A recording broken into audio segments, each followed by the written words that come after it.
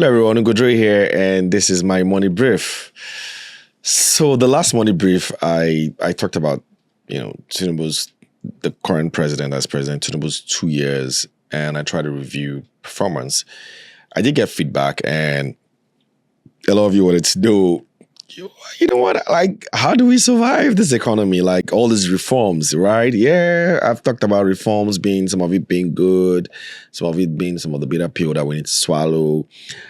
Oh yeah, I guess a lot of people are correct as well. Like you need to really survive these reforms to, at least see the benefit of it on the other side, right? And I agree. And so on today's morning brief, I want to talk about how he can survive Tinubunomics or, this sort of reforms that we're seeing under the Tinubu administration. How can we survive it? Look, what I'm about to say, it's not a silver bullet. It doesn't mean that it's going to solve all your problems or, it's going to magically just make things better for you. But I just think that it does work for some people. And so for those that it's going to work for, well, best of luck with that. And some of it have actually worked for me and some people that I know. And so I'm just going to share some of the tips that you can use to survive this economy on my money brief. Now, the first one is black tax. Now, black tax is that money that we tend to give family and friends. Everybody, we're Africans here in Nigeria, so we tend to always protect each other. I bet give me one thing now. I bet help me, support me, and then you give, transfer money here and there to support people that are needy. But this is not the economy where you want to be doing that a lot. You gotta be able to manage how much of this black tax that you pay, right? We call it black tax in this part of the world because it's something that happens a lot in black communities globally, not just in Nigeria alone. And so, yes, I'm not saying you shouldn't support people, but remember that you're not Dangote, right? You're not Otedola, you're not Elumelu.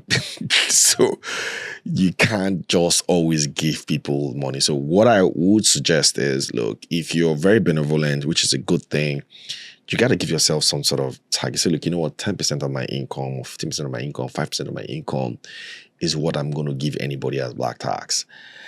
If I pass that level, that's it. If you beg me from now to tomorrow, I'm not going to give. Look, man, people will be all right. Trust me, they will always somehow be all right because if they can't get from you, they're going to get from someone else.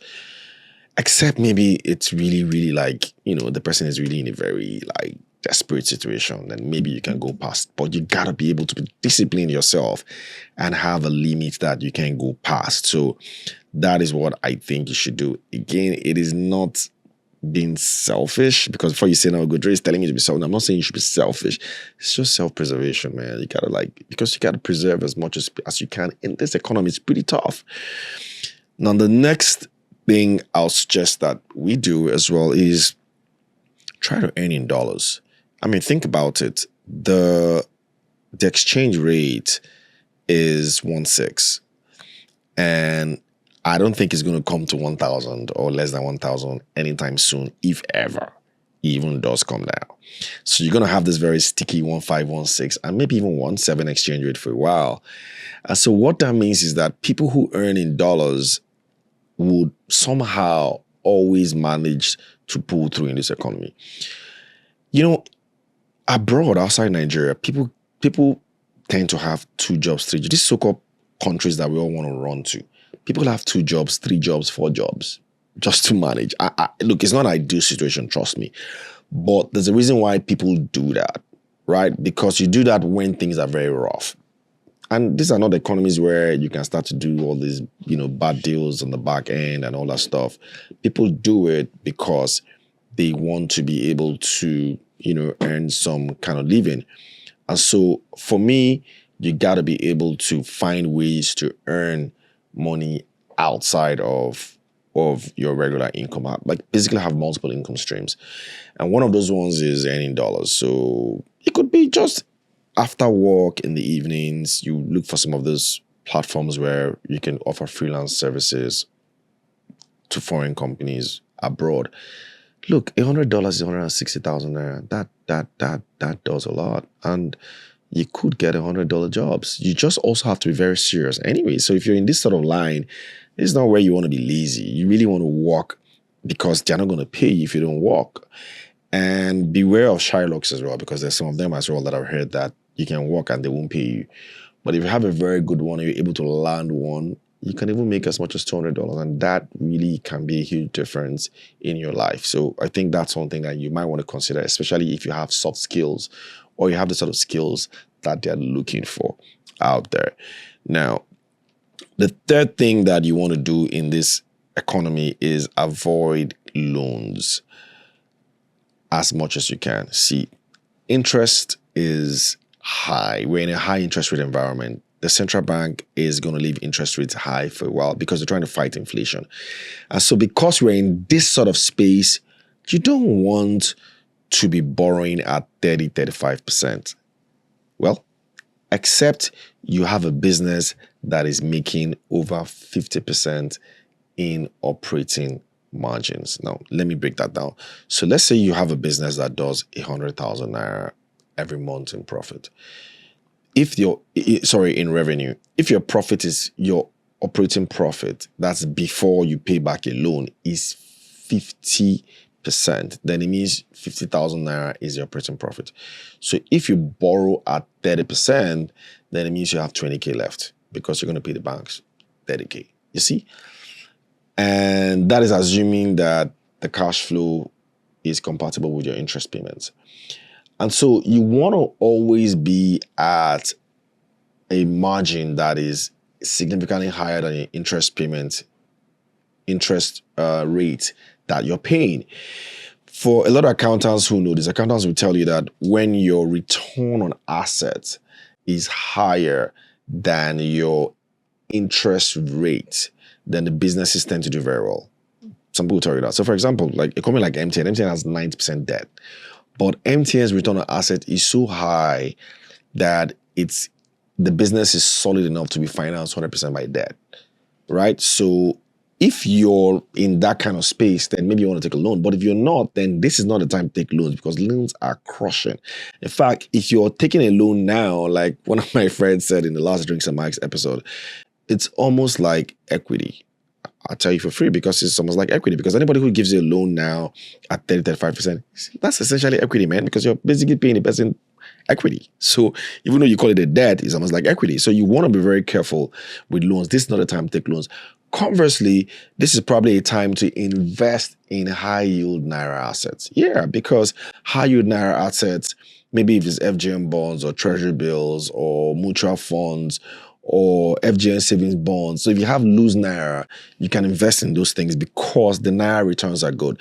Now, here's something I know you're going to tell me. You're going to say, well, why don't I just buy dollars? Now, that's also fine. You can have some of your portfolio investment in dollars. In fact, I've often said that that's what I think is the right thing to do. But for you to get a 20% return on your dollar savings in Naira wise, the exchange rate needs to depreciate to about 2,000 Naira. And I don't think that's going to happen anytime soon, at least in the next 1 year, except something catastrophic happens. I don't see that happening. And so based on that, if you invest that, rather than putting all your money in dollars, if you put that money in a Naira asset, because of high interest rates, you're probably better off. At least that's what I think. Doesn't mean you can't put some of the money, hedge in dollars, but at least most in Naira. So it's better to invest in Naira now than to borrow in Naira. That's basically what I'm saying. So in this economy, that's the message. Do not borrow at this sort of interest rate, except your margins are super high that you can repay. Or the bank has just given you a repayment, monthly repayment that is so well spread that your cash cover is like 2 times. For example, if your monthly repayment is 50,000 every month, then your earnings that cover that replacement is like 150K or even 100K, then maybe you're good. If not, don't even borrow at all. Now, the next thing is the most difficult thing to do: cut expenses. You just gotta cut expenses. There are a lot of things that I can't do anymore that I probably used to do 2-3 years ago, but we just can't do it anymore because the economy doesn't allow for that. So this is not the time to be spending excessively. I know I say spend more Save, spend now, save later. But yes, spend absolutely on things that you need now or that you might need in the future, but might be expensive. So you have to buy those things now, but you have to be very careful about how you spend.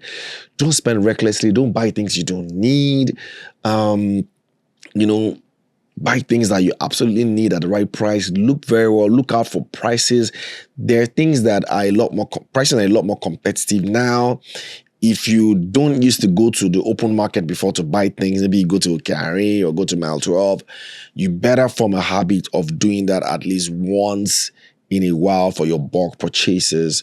Or you can do that with family and friends. You guys come together, take a ride and go there and do it if things are really tight. But if you're okay, if things are not tight for you and you have money, you can just go to any of the supermarkets and do that. That's fine still. But always make sure that you spend on essential items. Just cut off things that you don't need, man. This is not the time for expensive vacations, except you can afford it or you have somebody who can afford it for you.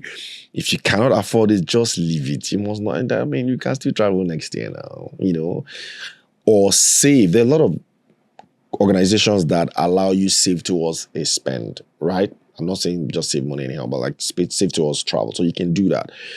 And for several other things as well. Or if you want to buy something, you can also start to deposit, the price now until you're able to pay for it, rather than just keep the money aside and wait. No, don't wait, because by the time it's there, you know, tell you the price has doubled or the price has increased. But if you deposit in with that person, even if the prices changes, they won't increase it that much for you because they've actually been keeping part of your money as well. It can be risky, but make sure that you're doing that with the right merchant. So that's what I would also suggest now. Another thing, again, that might not be very popular is relocate from one area to everybody mustn't live in Ikoyi or Lekki. So if you can't afford that area, relocate. There's no point staying there. Like a 1-bedroom apartment in Lekki Phase 1, for example, is like 2 million, 2.5 million. What are you doing in Lekki? Just move to somewhere else that is cheaper for you. I know you would say, well, the transportation commute is a problem. I'm like, but you know what? That's what it is.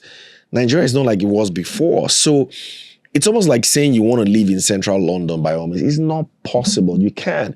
I agree, London has solid transportation infrastructure, so you can commute from anywhere to anywhere, but Lagos is gradually getting there as well. So you cannot be earning, like the ballpark is whatever it is that you're paying in rent cannot be, so whatever it is you're paying in rent, divided by 12, right? Now, if it is more than 30% of your salary, then you're living in the wrong place. Just move out.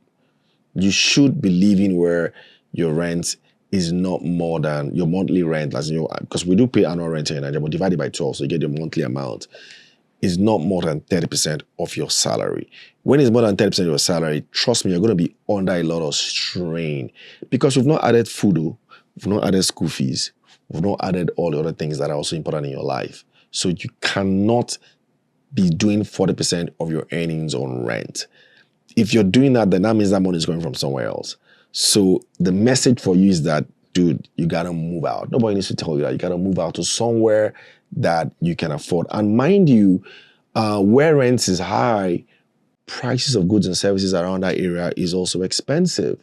So it's not just rent that you're also gonna be suffering, or you're going to be struggling to pay for. You're going to be struggling to afford basic things around that area as well. I know it makes sense to live in, these sort of areas because of networking issues or maybe proximity to your office and things like that. But it comes at a very high price. And sometimes that thing can cause mental issues. Like you just be thinking, you'll be worried, you'll be struggling just because you want to live in a particular area that your salary can't just meet up. The other option, of course, is get a better paying job or a higher paying job that can at least cover. If you can do that, then all well and good. But if you can't, just move to a location that you can afford. Which takes me to the next thing, which is get a job with good benefits. Now, there are a lot of jobs out there. Sometimes people just go for salary and perks, go for salary alone, but you should also look at certain perks. So if you've got a job that provides some kind of transport allowance for you outside of your salary, that's not bad.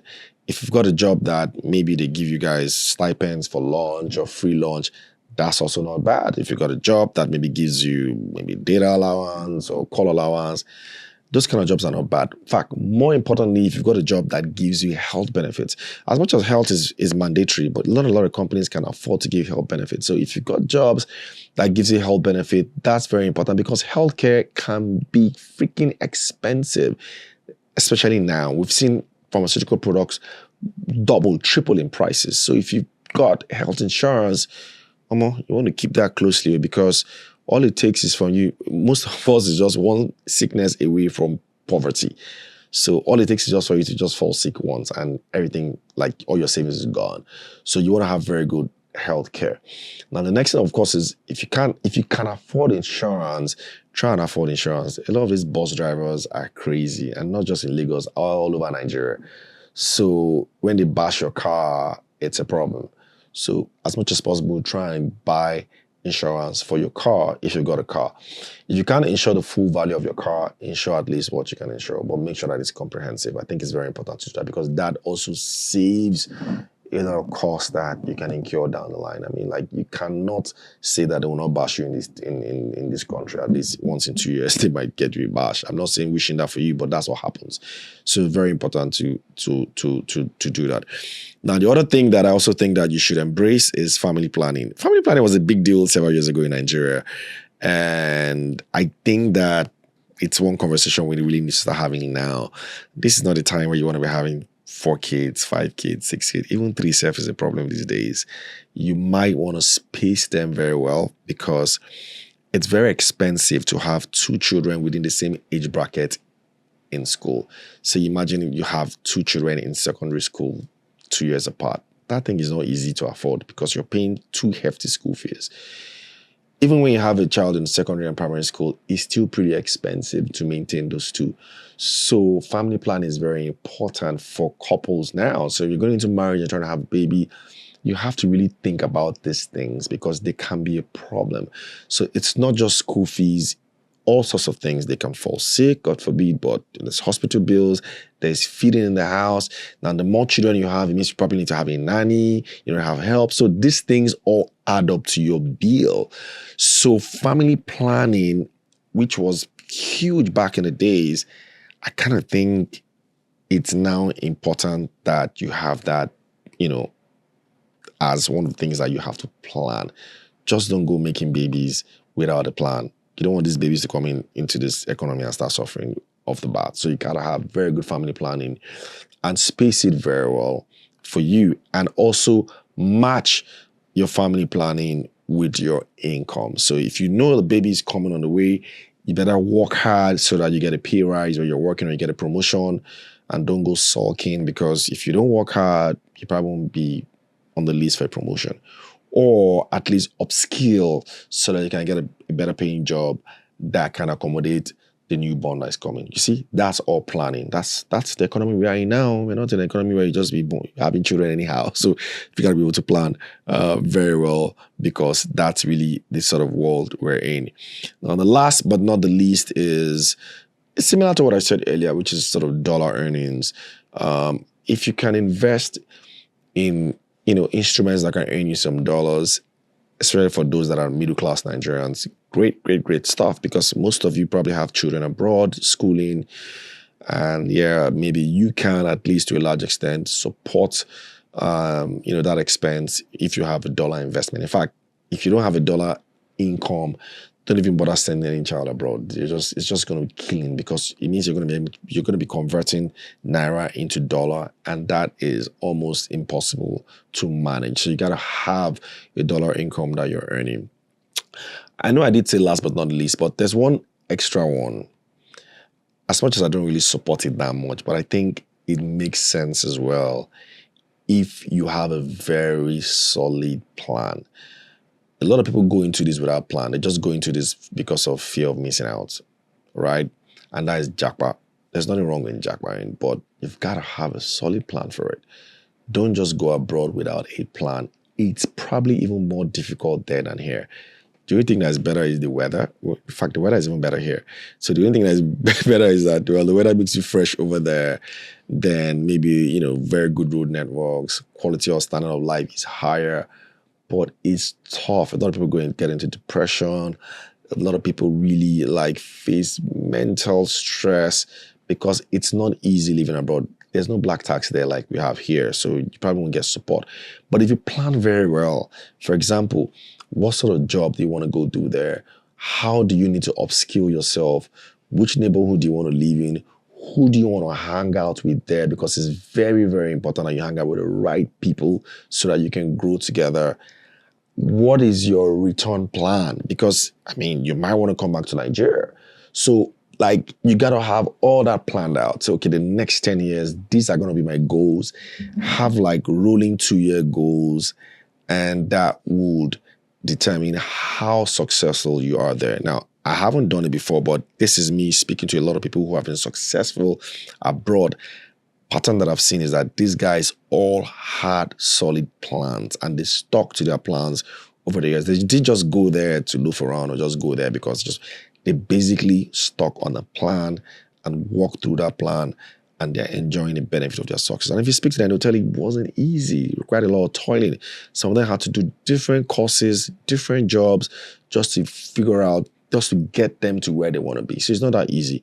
But it's also a very good option in this economy. And there's nothing wrong in jackpot, because when you jackpot, you're bringing dollars into this country, which is remittances that we need anyway. So it's not like it's all bad, right? So, but always do that with a plan so that you don't turn to a burden. So that basically is my cheat code for surviving this economy amidst these sort of reforms that we're having now. There might be others. Of course, if you have other ideas, please share in the comment section. I don't have monotony of knowledge, so it'd be nice for us to also see what you're doing to survive this economy. Do share. Who knows, you might be helping somebody on the comment section. So this has been my money brief for this episode, and until we do this again next time, do have a profitable day ahead. Goodbye.